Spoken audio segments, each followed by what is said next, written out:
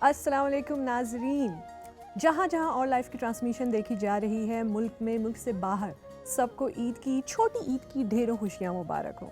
नाजरीन, आपने पूरे रमज़ान लोहे दिल तो देखा होगा, सुबह 11:30 बजे। लोहे दिल एक ऐसा प्रोग्राम है जिसमें आप वो तमाम मौज़ूआत देख सकते हैं जो मौज़ूआत आपने शायद किसी और प्रोग्राम में कभी ना देखे हों। मेरे साथ ईद के दिन भी लोहे दिल के सेट पर मौजूद हैं हमारे मेंटोर सैयद हसन बुखारी साहब। अच्छा, एक और चीज़ मैं आपको ज़रूर बताना चाहूँगी, वो ये है कि लोहे दिल में सिर्फ़ और सिर्फ मैं और सर, हम दोनों मौजूद होते थे। मैं इनसे पूछती थी सवालात और ये देते थे जवाब। लेकिन आज हमारे साथ सेट पे 4 और लोग भी मौजूद हैं। वो 4 लोग कौन हैं, मैं उनका आपसे इंट्रोडक्शन ज़रूर करवाऊँगी, लेकिन उससे पहले मैं आपको ये ज़रूर बताना चाहूँगी कि लोहे दिल चाहे ईद हो या कोई आम दिन हो, लोहे दिल में वो सब कुछ डिस्कस होता है जो कि कोई भी इंसान सोचता है और जानना चाहता है।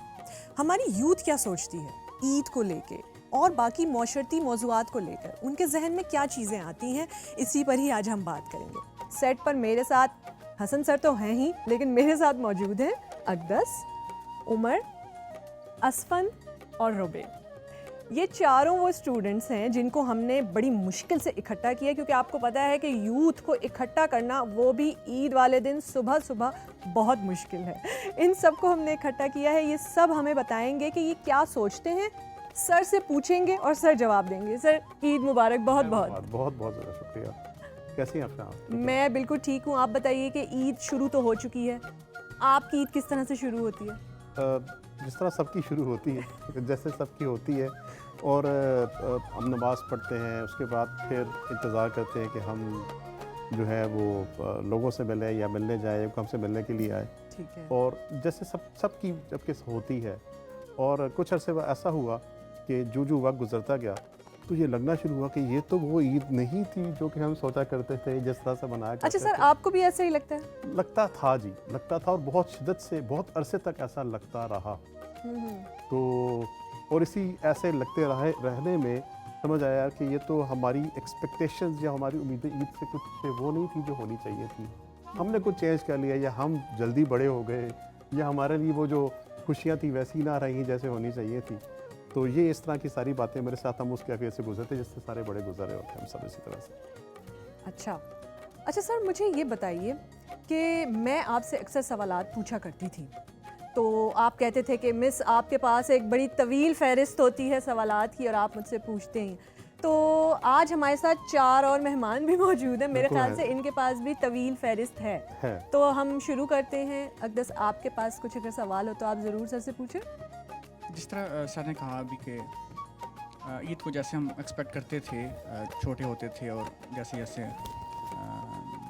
एवोल्यूशन होता है इंसान का, इंसानी ज़िंदगी का, तो एक्सपेक्टेशन चेंज क्यों होना शुरू हो गई।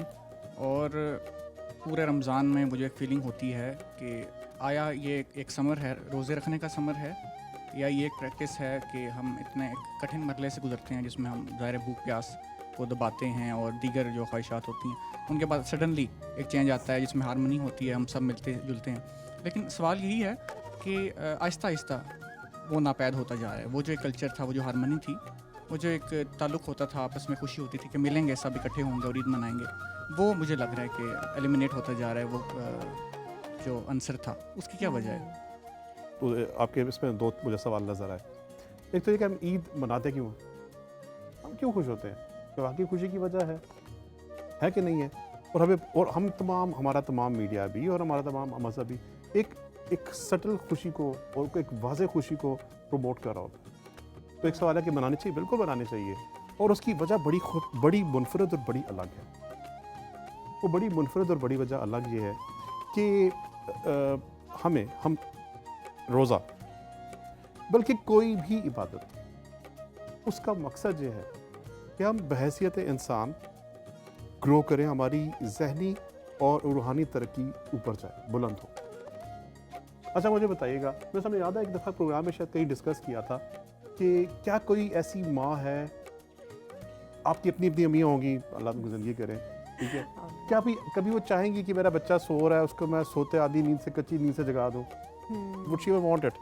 अच्छा, कभी वो ये चाहेंगी कि अपने बच्चे को पूरा दिन के लिए भूखा रखूँ? She would भूखा not भी, want it. प्यासा प्यासा भी, भी, भूखा भी, प्यासा भी। और भूख प्यास के गर्मी। बगैर जाओ जरा बाहर जाके बाजार से फला चीज़ें लेकर, और सारे काम भी नहीं छोड़ने हैं सब कुछ। अच्छा, कभी आपकी अम्मी ऐसे चाहेंगी कि आपने अपनी बड़ी सैलरी जो है वो घर से अपनी जॉब से कमा के ला रहे हैं, वो सारे के सारे पैसों में से एक अच्छा खासा अमाउंट जो उठा के किसी को दे दिया? Would she ever want it? आपने ये सुना है, हदीस है कि अल्लाह अपनी मखलूक से 70 बहुत ज़्यादा प्यार करता है, बड़ी बड़ी मशहूर हदीस है। तो ये कैसी मोहब्बत है कि अल्लाह कहता है भी फजर हो या सर्दियाँ हो गर्मियाँ हो, आपने उठना है, कच्ची नींद से पक्की नींद है जैसी भी है आपने उठना है, और जैसे भी हो जाए आपने अपनी इबादत भी पूरी कर, और फिर रोज़ा गर्मी या सर्दी है किस तरह से भी आपने सुबह से ख़ास टाइम तक से भूख प्यास नहीं बल्कि और भी काफ़ी सारी चीज़ों की लिस्ट है वो आपने नहीं करने हैं, काम रुकना है। और अगर आप कुछ कमा रहे हैं तो उसमें से एक अच्छा खासा एक बड़ा मुनासिब से लेकर सदक़ात ज़कात फितरा एक आपने अजनबी लोगों को दे देना है, मतलब जिनको आप शायद ना, जिनका देने का रिश्तेदारों के बारे में ही हुक्म है, हो सकता है कुछ शख्स आपको बुरा लगता हो लेकिन वो मुस्तहक है तो आपने उसको दे देना है। तो क्या, तो ये कैसा खुदा है जो कहता तो है कि अपनी माओ से 70 गुना ज़्यादा प्यार करता है लेकिन आपको ये सारे काम करने में मजबूर करता है? एक सवाल आता है, इसका जो आसान सा सवाल, इसका जवाब वाज़े ये है कि बज़ाहिर ये सारे काम लगता है कि हमारे लिए बड़े तकलीफ से हमें मुश्किल में डाल रहे हैं, लेकिन इन तमाम कामों के पीछे हमारी मेंटल और स्पिरिचुअल डेवलपमेंट मौजूद है। जब आप प्यास में बहुत से काम, आपको सबको पता है, ईद गुजार, आप ऑलमोस्ट रमज़ान गुजार चुके, अभी किया, आपने देखा रोज़ा आपको सब्र की तरफ लेकर आता है, रोज़ा आपको सेल्फ कंस्ट्रेंट पे लेकर आता है, गलत काम करें तो ये इसी में मेंटल डेवलपमेंट है, इसी में आपकी स्पिरिचुअल डेवलपमेंट है। तो एक तो वो सारा साल अपॉर्चुनिटी खुली हुई है, लेकिन इस ख़ास महीने में अल्लाह ताला कहता है कि यार मेरी मखलूक, मेरे बंदो, हम आपके लिए दरवाजे और आसान कर देते हैं। जब वो सारा इम्तिहान गुजर जाता है 30 डेज़ का, तो हम उसके लिए ये खुशी करते हैं कि या अल्लाह तूने हमें ये मौका दिया, अगर तू हमें मौका ना देता तो हम क्या कर लेते? You gave us this chance, आपने हमें चांस दिया और इस चांस के लिए हम शुक्रगुजार हैं। और उसके लिए फिर वो एक अलग एक बहस है कि सरकार करीम सल्लल्लाहु अलैहि वसल्लम क्या फरमाया करते थे। आप गुस्ल भी फरमाते थे, आप नया लिबास ज़ेब तन भी फरमाया करते थे, आप खुशबू भी लगाया फरमाते थे। उसकी एक ईद की एक अलग सुन्नतें मौजूद हैं, तरीक़ाकार मौजूद है, लेकिन बेसिक मकसद था कि अपने रब की शुक्रगुजारी का एहसास किया जाए कि यस आपने हमें तरह मौके, और एक खुशी का होता है कि यस इसलिए खुशी मनाई जाती थी। अब इसका दूसरा सवाल, उसका दूसरा पहलू कि हमें ऐसा अब क्यों नहीं लगता, ऐसा कैसा हो गया? तो एक तो यह कि हमने बच्चों जैसी बेसाख्तगी खो दी है। आप अभी भी खुश होना चाहिए, हो जाए यार, इट्स नथिंग, अभी इंतज़ार करने की ज़रूरत नहीं होती है। आज भी अपने किसी दोस्त को कॉल करें, उसे कहें मैं आ रहा हूँ और गप लगाए जाके, और उसका कोई और मकसद नहीं होना चाहिए सिवाय इसके कि आप उसके साथ आधा घंटा जाके बैठ लें किसी पर। आप ये करके देखिए और आपको वैसी खुशी दोबारा आना शुरू हो जाएगी।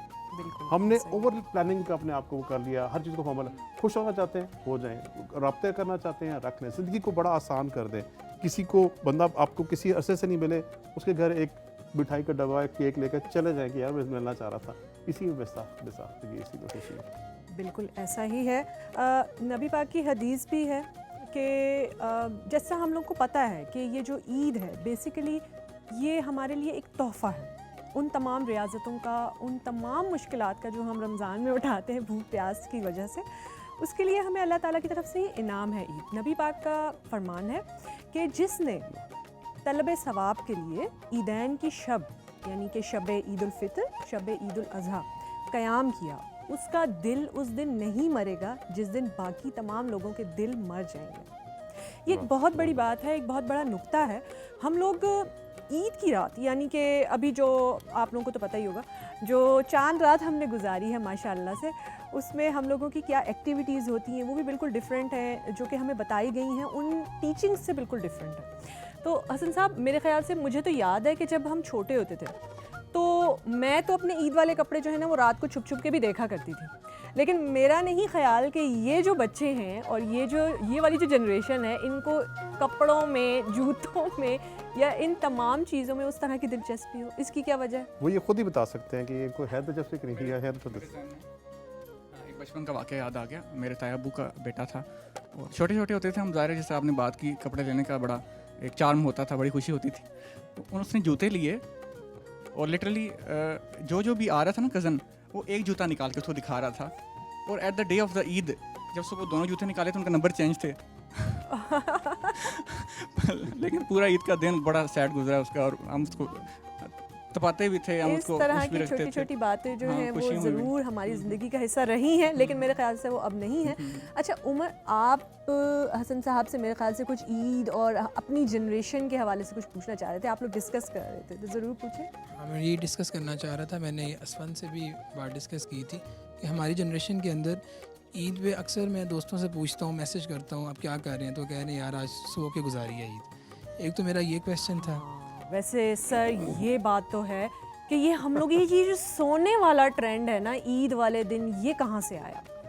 हमारे अम्मा अब्बा तो बड़े डांटा करते थे कि ये क्या नहूसत फैला रखी है तुम लोगों ने, सो के तो है ना वो। ये ऐसी बात वैसे सच है, हमारी पूरी कौम सो के गुजारती है दिन। मोस्टली इसी तरह इसकी क्या वजह है? मेरे तो ख्याल में है इसलिए कि पूरी पिछली पूरी रात जाग के गुजारी होती है। ऐसा है कि नहीं है? और सुबह करने। अच्छा, फिर आपका सवाल क्या? हाँ, दूसरा सवाल थोड़ा संजीदा है कि रमज़ान में हम सहरी भी करते हैं, इफ्तार भी करते हैं, एक प्रॉपर रूटीन में शिफ्ट आया होता है। तो जैसे ही ईद आती है मुकम्मल शिफ्ट हमारी रूटीन में आ जाता है कि हम कभी भी खाना खा सकते हैं। तो ईद की हकीकत क्या है आपके ख्याल में, किस तरह मनाई जाए, या इसका बहुत अच्छा क्वेश्चन है सर, आप ज़रूर इनको जो है वो बताएं। आपने देखिए रमज़ान के दिनों में हम साइकिल ऑफ नेचर के पास हो जाते हैं, जो होना चाहिए था। जो वो साइकिल ऑफ नेचर, कुदरत का वो साइकिल जो हमारा फितरत है, रमज़ान में उसके करीब हो जाते हैं।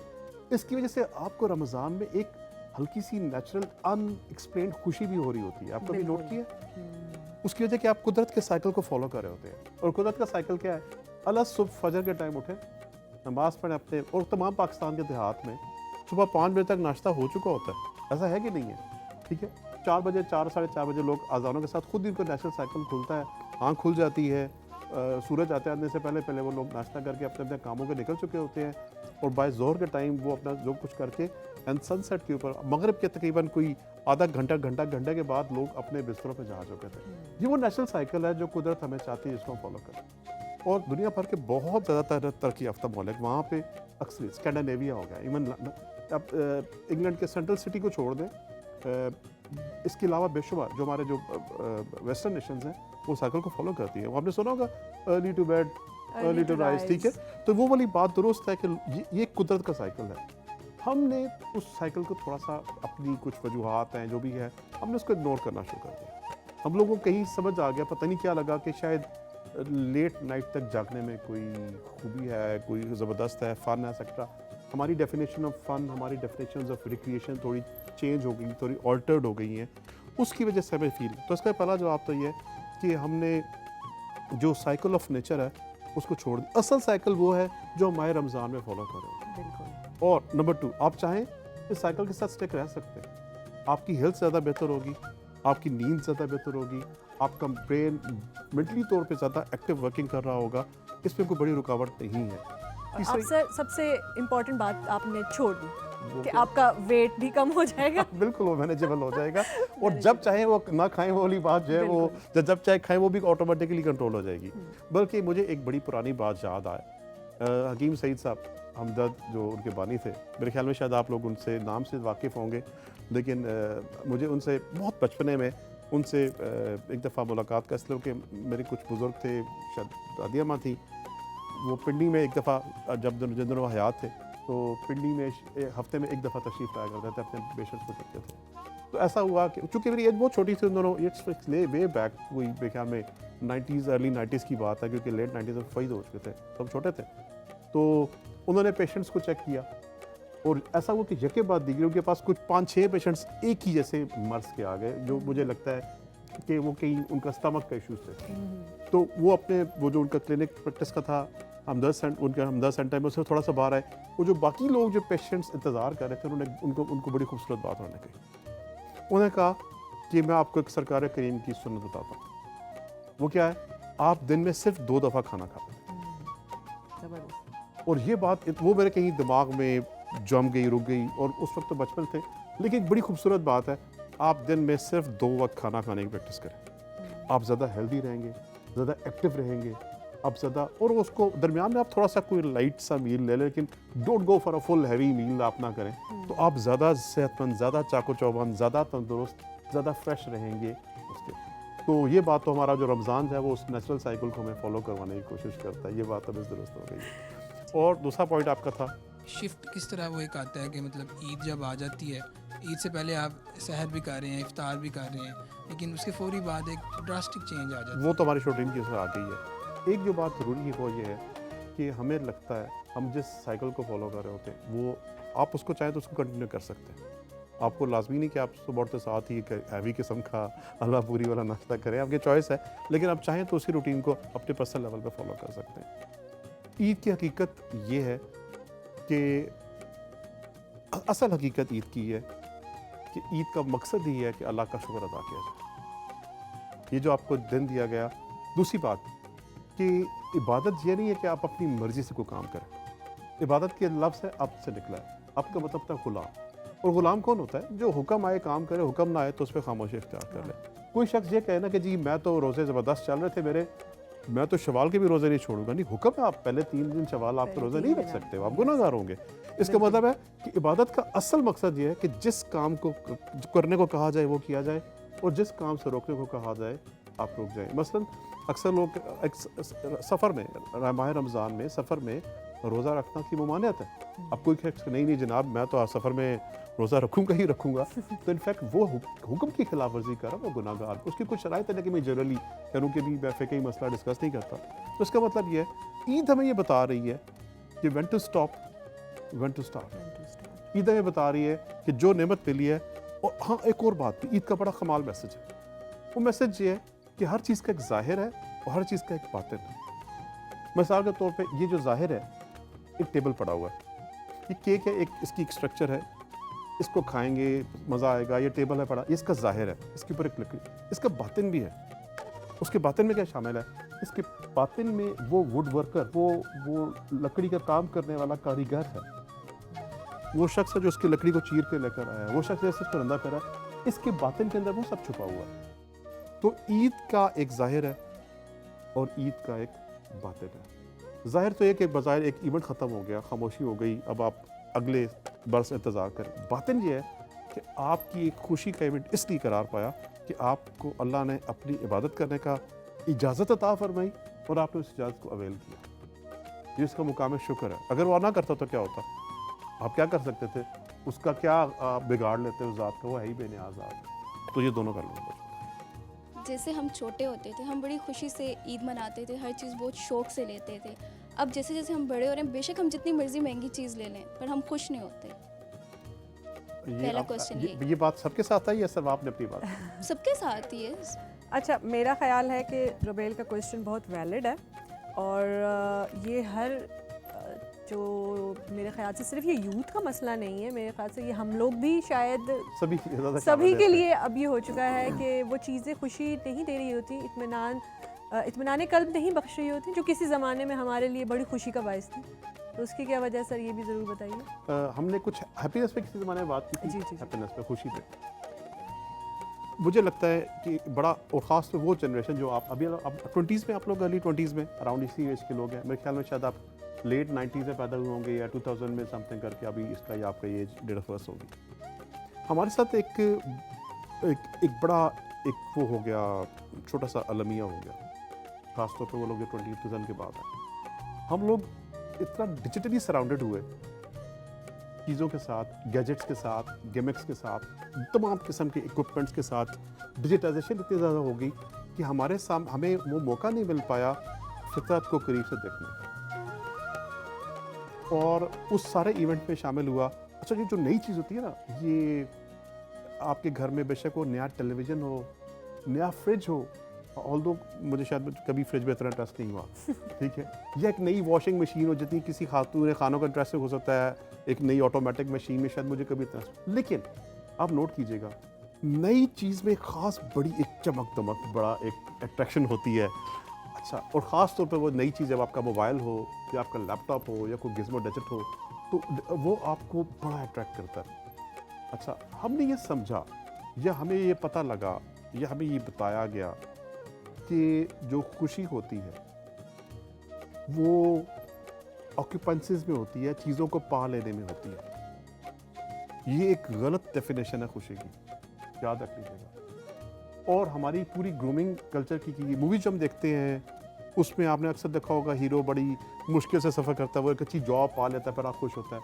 तो खुशी को हमारे पास डिफाइंड हुआ कि कुछ पा लेने में, कुछ हासिल करने में खुशी मौजूद है। हमारे साथ एक डेफिनेशन, ये एक छोटा सा हाथ हो गया हमारे लिए, जो हैप्पीनेस की, खुशी की डेफिनेशन थी, तारीफ़ थी, वो थोड़ी बदल दी गई। उस पर पूरा मीडिया, पूरा माशरा भी इन्वॉल्व है, कल्चरल्स भी इन्वॉल्व है, लेकिन खुशी नहीं है। याद रखिएगा, खुशी का एक और डेफिनेशन हुई कि खुशी हमने इवेंट्स में ढूंढनी शुरू कर दी। उसकी कज़न की शादी आ रही है, बड़ा मज़ा आएगा, नो डाउट आएगा, लेकिन वो खुशी उससे मशरूत नहीं है। वो जो कुछ उस इवेंट में खुशी नहीं पड़ी हुई, खुशी कहाँ पड़ी हुई है?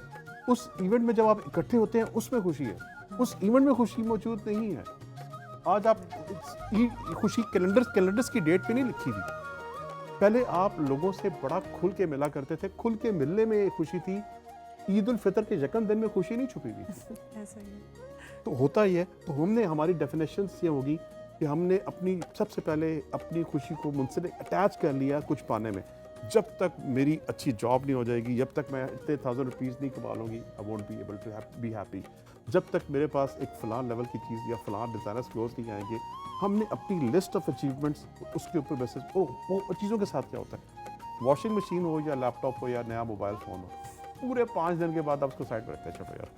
पहले 1 दिन के बाद आप उसको, पहले 2 दिन लेकिन आप सर बार-बार 5 देखते दिन हैं। तो आप देखते हैं ना, 5 एटलीस्ट। दिन बस देखते हैं बस, उसके आगे नहीं देखते हैं।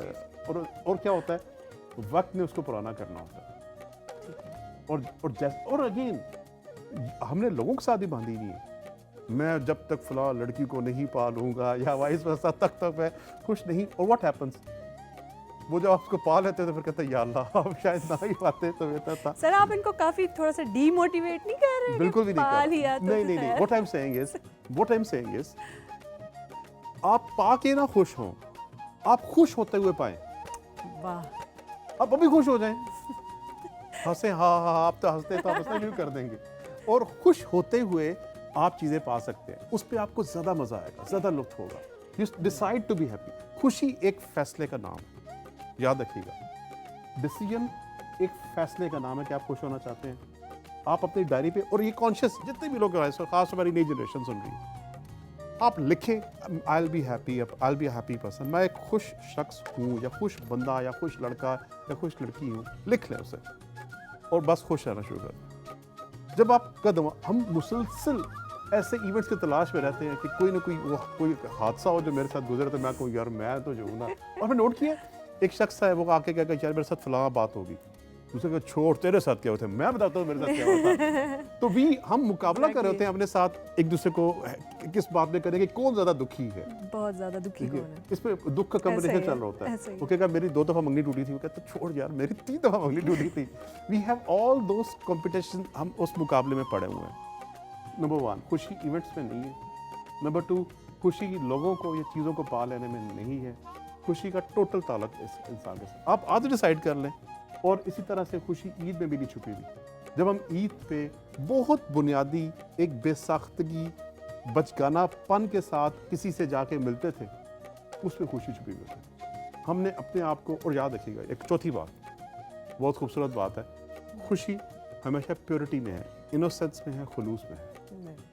कभी भी बनावट में, कभी भी इम्प्योरिटी में, ना खुलूसियत में खुशी नहीं है। आप हमेशा एक अजीब सी आर्टिफिशियलिटी का शिकार हैं। आज अपने साथ जितने भी आपके ऊपर वो लगे हुए हैं, शख्सियत की तहें लगी हुई हैं, उठा के फेंक दें, बेसाख्ता हो जाए।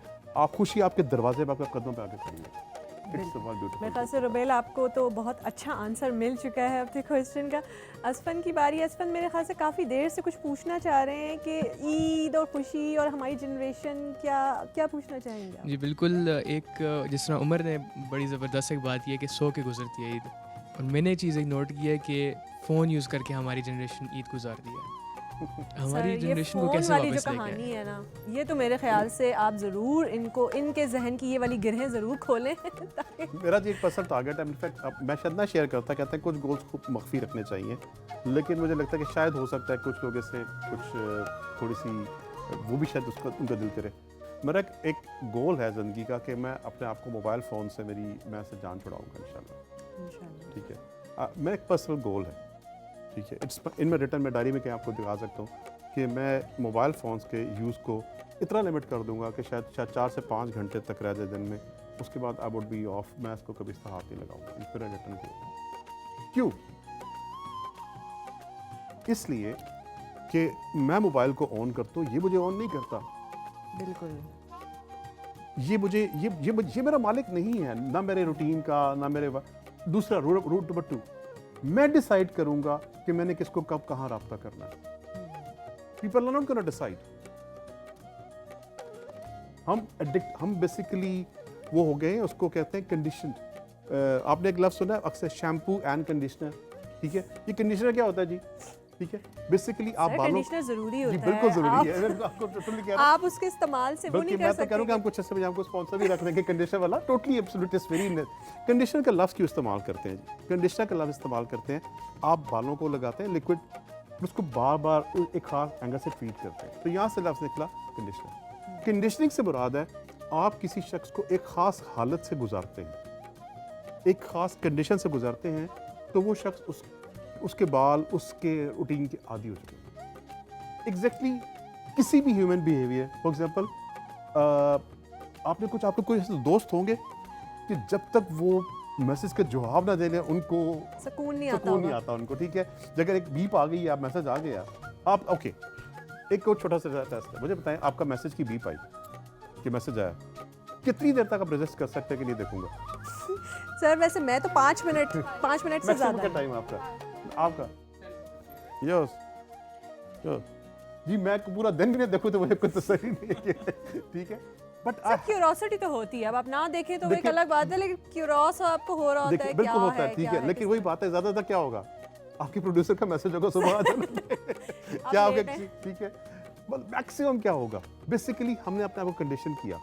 अच्छा, मैं ये नहीं कह रहा कि मेरे गुफ्तगू सुनने के बाद लोग दूसरे का मैसेज सुनना ही छोड़ दें, बट मेरा पॉइंट ये है कि आपका वो जो एक्शन है वो आपके ताबे होने चाहिए, ना कि कंडीशन रिस्पॉन्स हो। बिल्कुल। कंडीशन से मुराद ये, आप किसी भी ह्यूमन बिहेवियर को बार बार रिपीट करवा के उसको ऑटो पे ट्रिगर करवा सकते हैं। हम हो गए ऑटो पे, जैसे ही मैसेज है फौरन ऑटो, आपका बिहेवियर क्या है फौरन देखना है क्या है। आपका वो डिसीजन शऊरी कॉन्शियस होना चाहिए। अगर आप एक अहम काम कर रहे हैं, अगर आप नमाज पढ़ रहे हैं, इवन लोग नमाज के दौरान भी उनको होता है कि कौन सा message, I have seen people my self, ठीक है। तो आपका ये चॉइस, आपकी चॉइस होनी चाहिए कि आपने कब फ़ोन देखना है, कि आपको एक एक्सटर्नल शख्स, कोई एक्सटर्नल फेवर, कोई एक्सटर्नल जो पैगाम आ रहा है, आपका बिहेवियर उसके ताबे नहीं होना चाहिए। और हमारी पूरी जनरेशन, और ख़ास तौर पे एक गैजेट, एक अच्छा, दूसरी बात, हमने एक और स्टैटिस्टिक्स नोट की है, और बल्कि मोबाइल फ़ोन्स में अक्सर ये है कि आप कंट्रोल कर सकते हैं कि आप सोशल मीडिया को कितना टाइम यूज़ कर सकते हैं, उस पर फिगर्स आ जाते हैं। आप एवरेज चेक कीजिएगा, बड़ी बदकिस्मती है हमारी यंग जनरेशन, खासतौर पाकिस्तान में, average hours are 4 to 5 hours a day। Oh my god. आप खुद अपनी हैबिट्स चेक कर सकते हैं, आपके दिन में कितना टाइम आप स्क्रीन के सामने गुजार रहे हैं। बुरा नहीं है, टेक्नोलॉजी बुरी कभी नहीं होती है, हमेशा टेक्नोलॉजी अच्छी होती है। गन है, एक टेक्नोलॉजी है, चाहे किसी की जान ले लें, चाहे मुल्क का दिफा करें। टेलीविजन है, आप इसको चाहे तो आपसे वक्त ज़ाया करें, you can see have meaningful recreation देखें। टेक्नोलॉजी कभी बुरी नहीं होती है, उसका बैलेंस जो आपसे आउट हो जाता है वो आपको ख़राब कर रहा होता है। तो हमारी जो हमारे स्टूडेंट्स हैं, यंग जनरेशन है, जो अभी 20s में, अर्ली 20s में मौजूद हैं, उनको ये देखना है कि उनका ये खूबसूरत और कीमती वक्त कहीं मीनिंगलेस तो नहीं जा रहा। बिल्कुल। और मीनिंगलेस से कैसे मुराद, आप कभी इसका एनालिसिस करें। 60 साल ज़िंदगी है, तो उसमें आपकी 24 घंटे में से 8 घंटे, 1/3, 20 ईयर्स आपके सोते में गुजर जाएंगे। You sleep 8 hours a day, 24 घंटे में से 1/3 आप, तो अभी कोई शख्स 60 साल का है या 70 साल का है, तो उसके 20 साल उसके स्लीप पे गुजर गए, ठीक है। पहले 5-6 साल अगर आप उसको इसी एंगल से करें, पहले 10 साल या पहले 15 साल, फिर फर्स्ट 15 ईयर्स आपको समझ नहीं होती ज़िंदगी है क्या। आप अपनी टीनेजर से बाहर नहीं आ रहे होते, तो आप 10 जब अब 20-25 साल तो अभी निकाल दिए, आपके पास 35 ईयर्स का टाइम बचा, ठीक है। 35 ईयर्स में से आप अभी उसकी कैलकुलेशन करेंगे तो पता लगेगा आपके 3 से 4 साल खाने पीने में चले गए। 1 साल आपका बेदिंग में नहाने में चला गया, ऑब्वियसली टाइम कैलकुलेट करें 15-20, अगर कोई शख्स नहाता हो पुराना नहाता हो तो अपना टाइम बचा सकता है, but this is how you, तो आपके पास पता लगता है कि आपकी मीनिंगफुल ज़िंदगी जो आपको कुछ बनाएगी बिगाड़ेगी, उसका स्पैन बड़ा महदूद है, उसको क्यों हम ज़ाया कर रहे हैं? तो आप मोबाइल यूज़ करें as long it is controlled, आपके टारगेट बनाएं, उसके ताबे ना हो जाए, उसके गुलाम ना हो जाए। जैसे हम छोटे होते थे, हम चीज़ें वगैरह लेते थे और बहुत से लोग जो ऐसी चीज़ें नहीं खरीद सकते थे और हमारे घर वाले आखिरी रिश्ते से हमें समझाना शुरू कर देते थे, वो नहीं ले सकता, आपने उसको फील नहीं कराना कि आप नहीं ले सकते। लेकिन अब ये सब कुछ चेंज क्यों होता जा रहा है? अब कोई ले भी सकता है या नहीं भी ले सकता, लेकिन हम उसको दिखाते हैं, ला के दिखाते हैं कि ये देखो हमने ये लिया, इतना महंगा लिया। यानी मतलब जो वो एक शो ऑफ है, ये मौजूद है, दिखावा आप लोग ऐसा जो करते हैं? है। नहीं मुझे आई डोंट ओके करते होंगे, करते हैं, शो है ऐसा सब है ना, क्या वजह है? मुझे लगता है कि लोग अपना एक मतलब जो रुतबा दिखाने के लिए कि हम कोई बहुत बड़ी पर्सनालिटी हैं, वेयर समथिंग ह्यूज, वो दिखाने के लिए लोग अपनी कोई बिलोंगिंग्स मतलब आपने जानना क्या है इस पर, मैं आपको जवाब देता हूँ, मैं अपना जवाब जो है वो रिजर्व रखूंगी मतलब आप और वो अपना फैसला आप महफूज सबके, हाँ जी, आप सबके जवाबात सुनने के बाद ही मैं इसका जवाब दूंगी। हसन साहब, मैं आपसे ये भी इस सवाल को लेके पूछना चाहूँगी कि हम लोग जो हैं वो बहुत ज़्यादा कॉन्शियस हैं इस चीज़ को लेके कि मेरे पास जो है वो दूसरे से मुख्तलिफ है, या मेरे पास जो है वो बेहतर है या नहीं, मतलब ये जो कंपैरिजन है हम हर चीज़ में बहुत ज़्यादा करने लग गए हैं। नाजरीन, मेरे सवालात जारी रहेंगे, चारों बच्चों के सवालात भी जारी रहेंगे और हमारे पास ऐसा बहुत कुछ है जो कि हम जानना चाहते हैं हसन साहब से, और ये सब भी पूछना चाहते हैं। तो आप लोग कहीं मत जाइएगा, हमारे साथ रहिए, देखते रहिए ईद ट्रांसमिशन।